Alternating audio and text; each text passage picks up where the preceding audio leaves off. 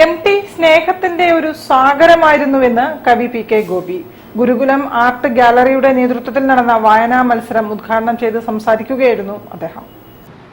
ഗുരുകുലം art ഗാലറിയും കളാണ്ടിത്താഴം ദർശനം ഗ്രന്ഥശാലയും ചേർന്ന് പൊതുവിദ്യാഭ്യാസ വകുപ്പിന്റെ വിദ്യാരംഗം കലാസാഹിത്യ വേദിയുടെ സഹകരണത്തോടെ എം.ടി. കൃതികളുടെ വായനാ മത്സരം സംഘടിപ്പിച്ചു. കവി പി കെ ഗോപി ഉദ്ഘാടനം ചെയ്തു.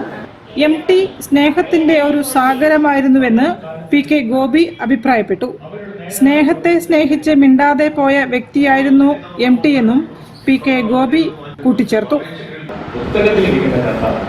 ഏത് കാലത്തേക്കും ആർക്കും നിർവചിക്കാം, വിമർശിക്കാം, അനുകൂലം പറയാം, പ്രോത്സാഹിപ്പിക്കാം, താതാത്മ്യം പ്രാപിക്കാം.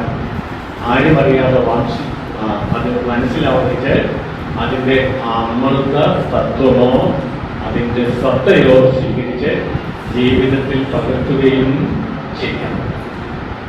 ഇതേ ബോധമുണ്ടായിരുന്ന ഒരാളാണ് എം.ടി. എം.ടി. സ്നേഹത്തിന്റെ ഒരു സാഗരമായിരുന്നു. അതാണ് ഉറങ്ങാതിരുന്നത്. സ്നേഹത്തെ സ്നേഹിച്ച് മിണ്ടാതെ പോയ ഒരാൾ എന്ന് ഒരു എം.ടി. ആദരം പരിപാടി തുഞ്ചൻ പറത്തിൽ നടക്കുമ്പോൾ എല്ലാവരും പ്രസംഗിക്കുമല്ലോ. പ്രസംഗിക്കാൻ ഇഷ്ടമില്ലാത്തതുകൊണ്ട് ഞാൻ കവിത സ്നേഹത്തെ സ്നേഹിച്ച് മിണ്ടാതെ പോയ ഒരാൾ കവിതയൊക്കെ. പരിപാടിയിൽ എം.എ. ജോൺസൺ അധ്യക്ഷനായിരുന്നു.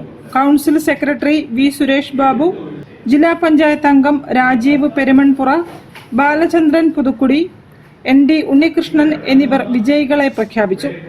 വായനാ മത്സരത്തിൽ ചേളന്നൂർ AUP സ്കൂളിലെ യു. ശിവസാന്ദ്ര, സെന്റ് ജോസഫ് ബോയ്സ് ഹൈസ്കൂളിലെ ദേവാനന്ദൻ, പ്രൊവിഡൻസ് ഗേൾസ് ഹൈസ്കൂളിലെ M. Aradhya, A. Agatha, Meenchanda GVHSSലെ ബി. പാർവണ എന്നിവർ ജേതാക്കളായി. പരിപാടികൾക്ക് ഗുരുകുലം ബാബു നേതൃത്വം നൽകി. News bureau, Kozhikode. സ്നേഹസംഗമമായി പ്രതിപക്ഷ നേതാവ് വി. ഡി. സതീശൻ ഒരുക്കിയ